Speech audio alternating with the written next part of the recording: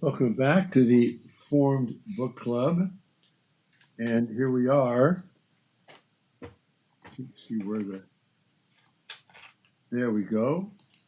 Here we are. I knew we were here somewhere. Yeah.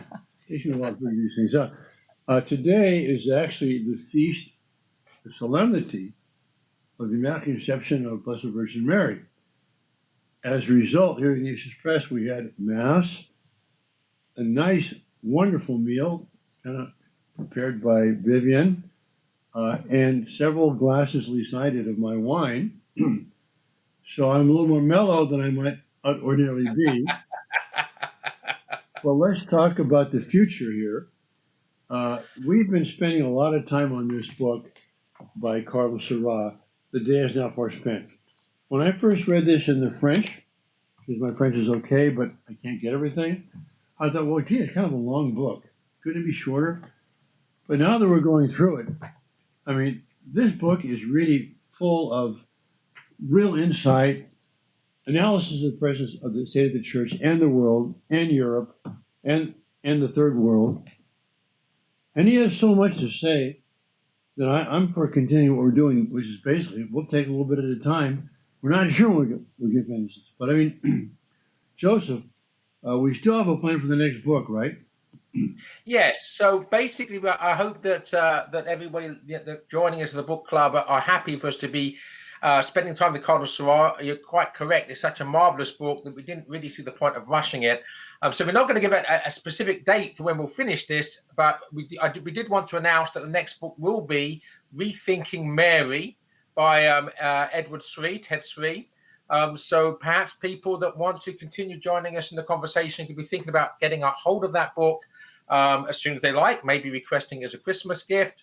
And then when we do finish Cardinal Sarah in a week or several, we will begin Rethinking Mary. All right, and I think we'll probably send out an email with a link so they can buy that book through the link. Absolutely.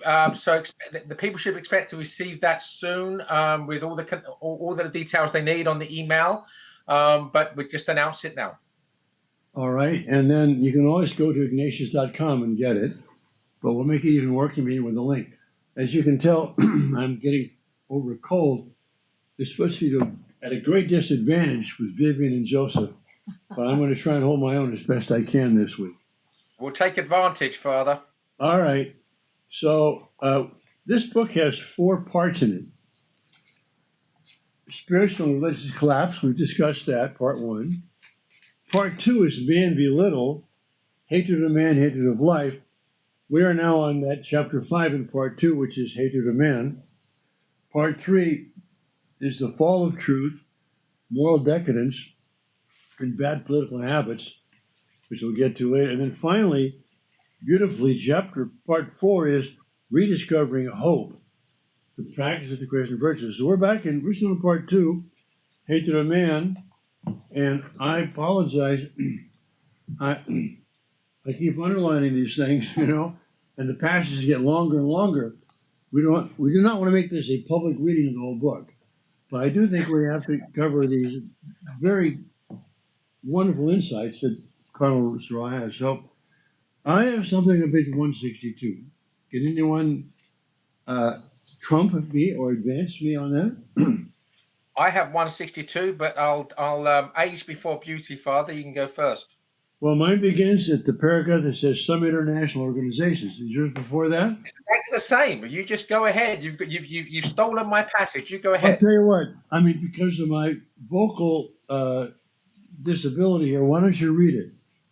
Sure. I'll read the several sentences I had highlighted here. Okay. Some international organizations, like the Bill and Melinda Gates Foundation, International Planned Parenthood Federation, and its affiliates, are spending extraordinary sums to introduce this ideology in Africa. They do not hesitate to put pressure on the governments and the populations. Relying on their financial power and their partisan certainties, they deploy a new form of ideological colonialism. With frenetic energy, some militants act with no respect whatsoever for the African people. They sometimes behave like dominating, contemptuous crusaders toward those whom they consider backward. I do not fear, nevertheless, to state that the poor people in Africa, Asia, or South America are profoundly more civilized than the Westerners who dream about fabricating a new man to their own specifications. Will the poor be the last defenders of human nature? Yeah, exactly what I underlined. There we are. Great minds think alike. Wow. Do you want to comment on it first, Father? I mean, it's so beautiful, it's so clear, it's so obvious. You just have to nod your head and say, yes, that's sad, but that's what's happening. Well, I think the important thing is that that a lot of these people that the so-called liberals on the so-called left, who have an understanding of reality based upon an ideology, what they're actually guilty of is imperialism. These people are imperialists, and they're also ultimately, and let's be honest about this, let's not beat about the bush, they are racists, because they basically look down their supercilious noses because they think they're advanced upon the people of Africa, and believe that the people of Africa have to conform to their more civilized way of doing things. To me, there's no psychological difference between the Bill and Melinda Gates and their ilk, and the imperialists of the British Empire. They're just believing basically that we are better than you are, and therefore you do as we say. Well, to come to their defense now, I see this as an evil, which is a perversion of a good. That is to say, if you honestly believe that you have a better way of life, a philosophy which is more all-encompassing, something which will help people flourish, you want to share that. And that's what led Christian missionaries to come to Africa, because we're sharing the fullness of the truth, the gospel. So, insofar as these new colonialists really believe that birth control, contraception, abortion, gender equality, or confusion is a step forward, then I can understand their missionary zeal. But it's asymmetrical. I mean, the fact is, what they are proposing is not the truth about man and his dignity. It's a distortion. But again, I don't fault them for their zeal. The only thing I would say, obviously I'm more strident than you are in this, is that that the missionaries were not the colonialists. In other words, that the European colonialists were actually the political power. That's the true. Political power moved in for gold and everything else, for wealth. And quite frankly, the global corporations, of which of course Microsoft is one, they are stripping the African nations of their wealth. They're there for the money, for mercenary reasons. St. Francis Xavier did not go to India for mercenary reasons. So I don't think we should do them the honor of calling them missionaries, but really they're just old-fashioned imperialists. All right, but again, I make a distinction, because if you read Columbus's letters, when he came to the new land, the new world, he wanted to bring Christianity with him. It wasn't, Columbus's idea was not to subjugate the natives for the purpose of, mercantilist Europeans. He wanted to bring the faith there. So, but yes, those who followed on, especially in South America, I mean, that's where the Jesuits got in trouble. They basically, with the reducciones in Paraguay and Uruguay, they helped these Indians have a new culture, a beautiful culture, and even become economically subsistent. But they were competing with the Spanish and Portuguese merchants, who would eventually put the Jesuits out of business in the late 18th century. But Vivian, you've been silent for quite a bit here. I'm sure you want to say something about this. Well, I think there's the truth lies somewhere between, because while Columbus, yes, intended a Christian colony, it was within the first boatload of Spaniards that the natives began to be subjugated and killed. We just published a book on Bartolome de las Casas, whose father sailed with Columbus, and Bartolome himself went in the next fleet over and described the horrible murder, exploitation, rape, pillaging, and so on for gold, because that's what they all got. They all got gold fever once they got here, and so they were speaking out of both sides of their mouths sometimes. Which, human nature being what it is, are we surprised? So, but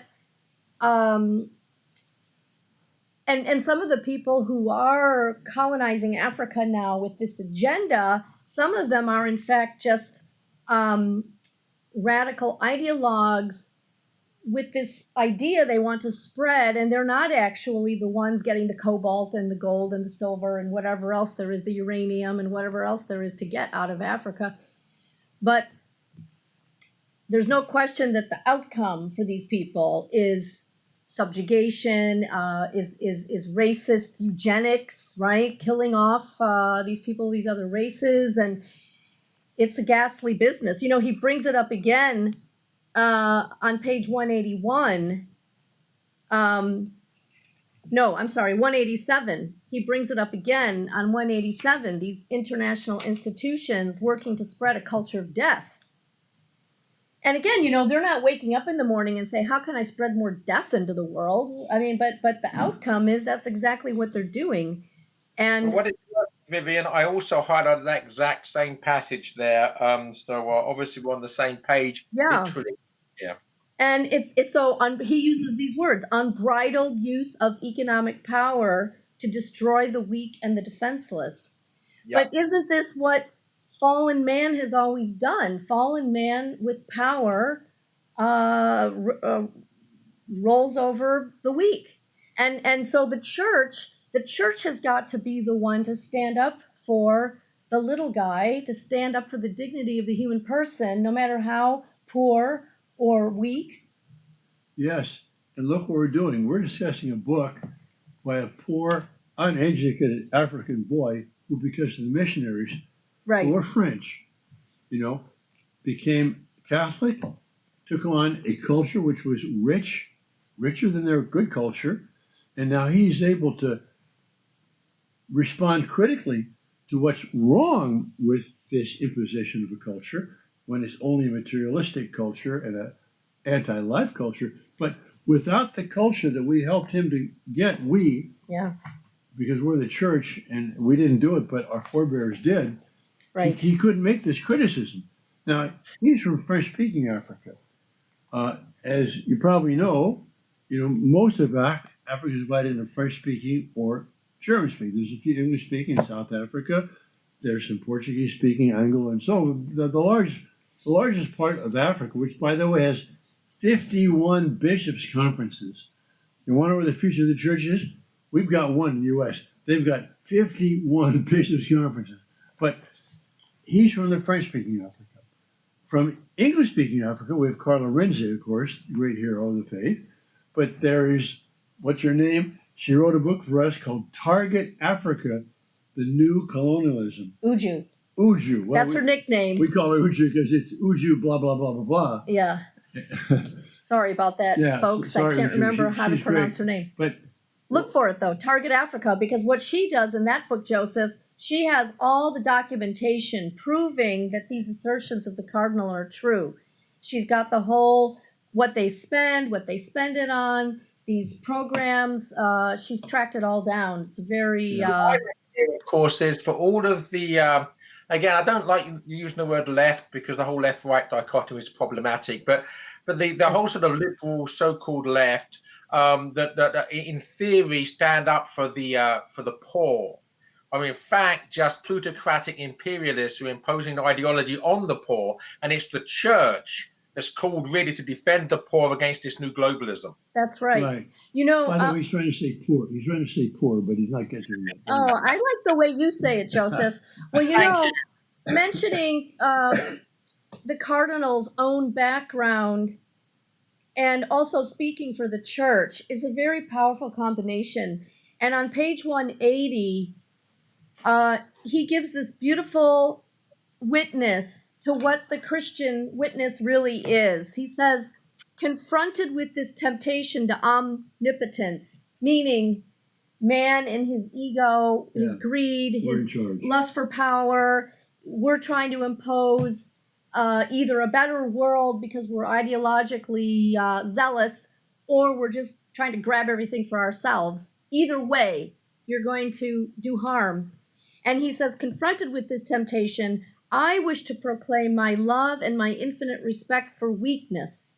You sick persons, You who are weak in body or mind, you who suffer from a handicap or a malformation, you are great. You have a special dignity because you have a singular resemblance to Christ crucified. Allow me to tell you, the whole church kneels down before you because you bear his image, his presence. We want to serve you, to love you, to console you, to soothe you.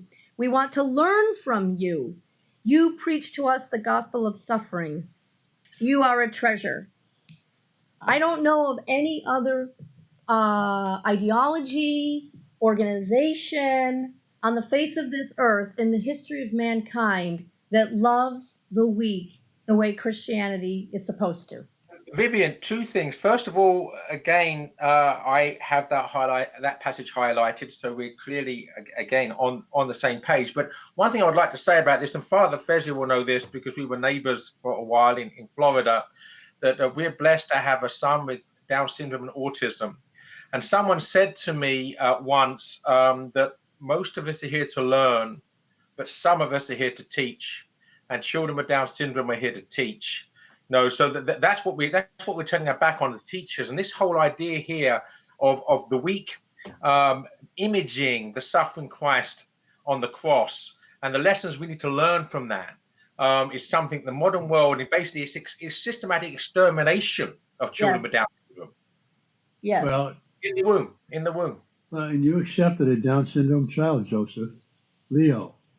And he's been a wonderful blessing, an absolute wonderful blessing to all of us, and we're much better people because of him, and thanks be to God.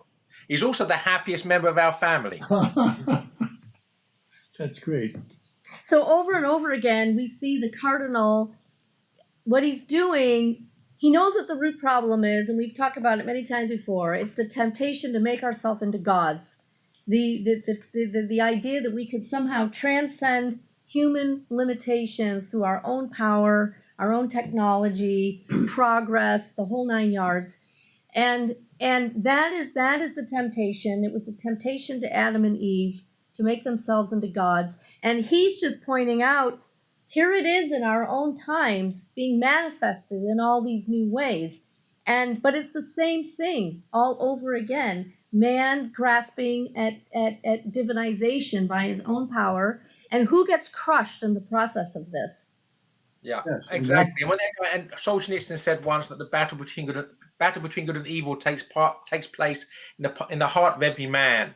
And that battle between good and evil is the same battle that's happened in the garden between pride and humility. It plays itself out in every human person, in every human generation, and it's always the church that's on the side of the humble. Well, this is in the chapter on the hatred of man. Yes. And it's interesting because what they do not hate is the beautiful people. That is, intelligent, attractive, young, energetic, fit, on the way up, healthy. They're all in favor of those people, Right. But that's not the main percentage of human race. Most people are, hardworking, or they're diseased, or they got problems and this and that. And what he's saying here, what you quoted, I mean, it's the people who are weak who represent Christ.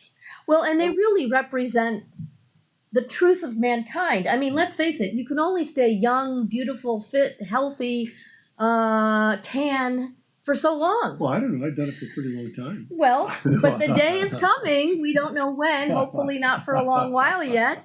But every one of us is going to meet our end. That's and right. Every one of us is going to meet that final battle.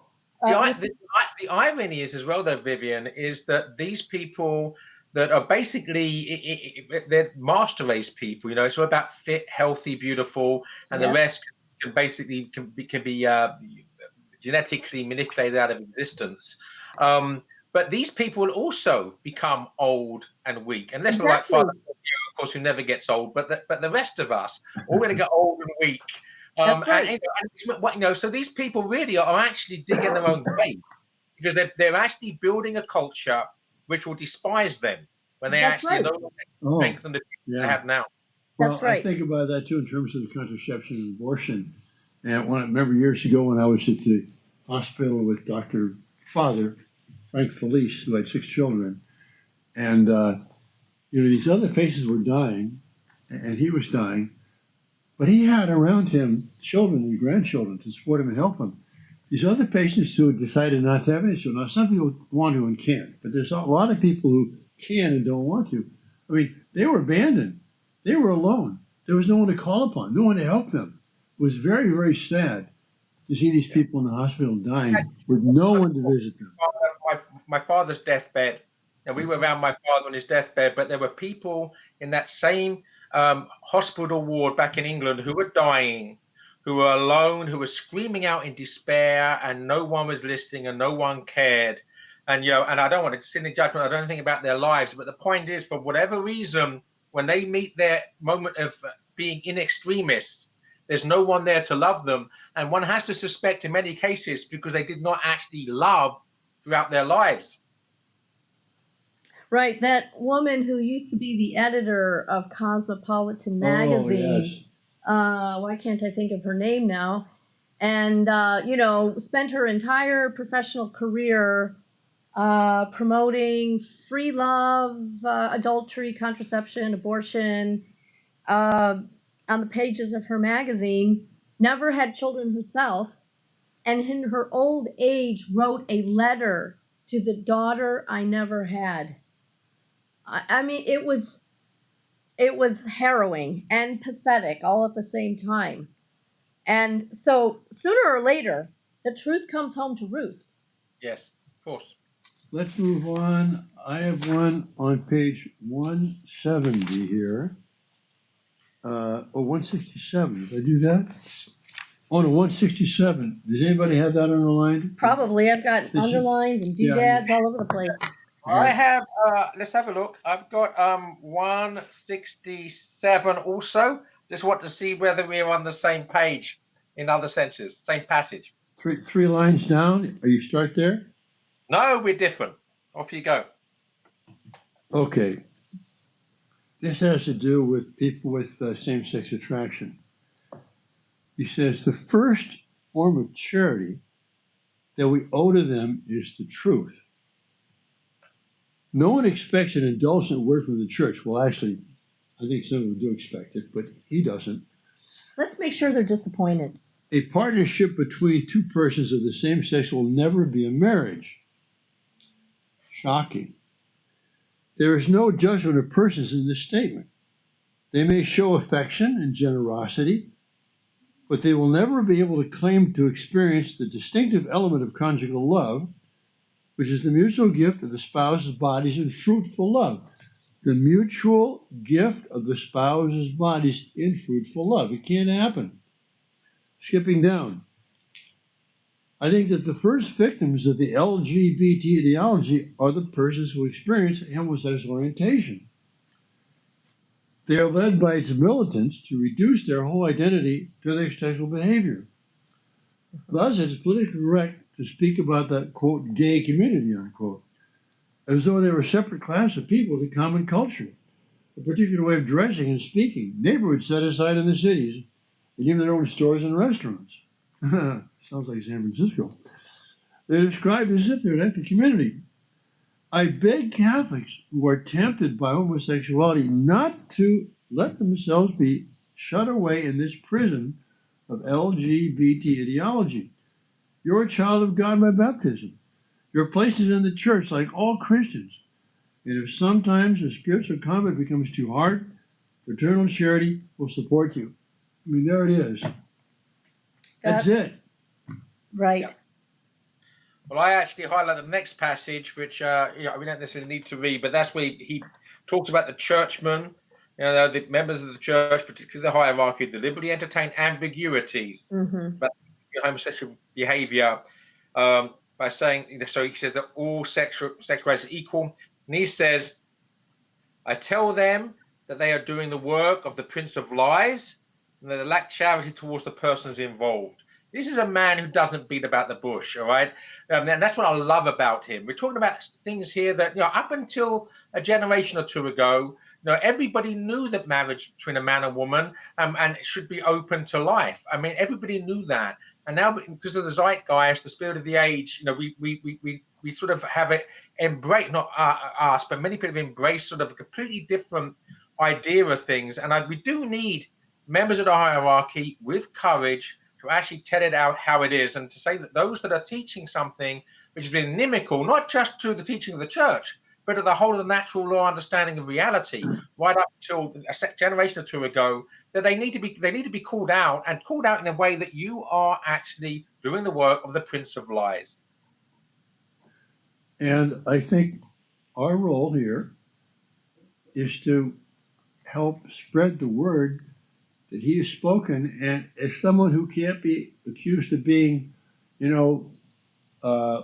white Anglo-Catholic Protestant, or Eurocentric, he's an African. Yeah. He's black. He came up from poverty. He's not someone who's trying to maintain white supremacy. Right. Right. In fact, I'm all for black supremacy. Or even bourgeoisie morality, right? That was the big buzzword for revolutionaries, that somehow this was a prison that people had to break out of. Yeah. And he can't possibly be representing that either. So he's such a powerful voice, because he can't be just labeled and set aside. No, speaking of prison, I go back to my quote. I beg Catholics who are tempted by homosexuality not to let themselves be shut away in the prison of LGBT ideology. Right. So I've got one more passage from this chapter on Hatred of Man I want to get to. That's on page 170. Anybody got something before that? No, go for it. What about you, Joseph? Yours. Well, this is not directly, connected to what we've been saying, but it's a very important thing, it seems to me. He says, but a quarter of the way down here, in the Bible, God is presented as the bridegroom and asks us to learn from woman to receive him. Every soul must learn to enter into this mystery of the bride. The church herself is fundamentally bride and mother. Women have in the church the immense responsibility of teaching men the sacred mystery of being spousal. I mean, that is profound theology, because on the one hand, we're called to be filii in filio. All Christians are called to be sons in the Son. And so women have to learn from men how to be a son, united with the Son of God. But men have to learn from women how to be the bride. I mean, it's not, these two things have to go together. And the sense of the church as bride and mother has been lost in the 50s and 60s and 70s, whereas in the Middle Ages, the most common expressions of the church were virgin, bride, and mother. Not body of Christ, not institution, not herald, not servant, none of these things, which are all true, but the idea of the church as the responsive spouse of God's Son, Jesus, the bridegroom. And one of the reasons, it seems to me, is that we're so sexually confused in our time, is we've lost that sense of the church as mother and bride and spouse. Amen. And if men, so this complementarity that you're talking about, that there are things I can learn from you about sonship, and there's things that you can learn from me about bride and mother. If we repudiate ourselves and who we are and what we are, rather than embracing it and deep diving into that mystery and then sharing it, then how do we teach it to one another? I mean, you have to have women who are mothers who experience this mystery and now bring that into the world, and men who are willing to shoulder the responsibilities of being men. And so, but if everyone's running away from who he or she, in this case, I think it works. Yeah, that's right. It does. If everyone's running away from who he or she is, then that sharing, that complementarity, that delving into the mystery can't happen. All right, folks, we're coming back next week. Don't miss the next episode. This book is too important, and we are only trying to help you understand the beautiful insights of God bless him, Cardinal Sarah, rhymes with hurrah. See you next week.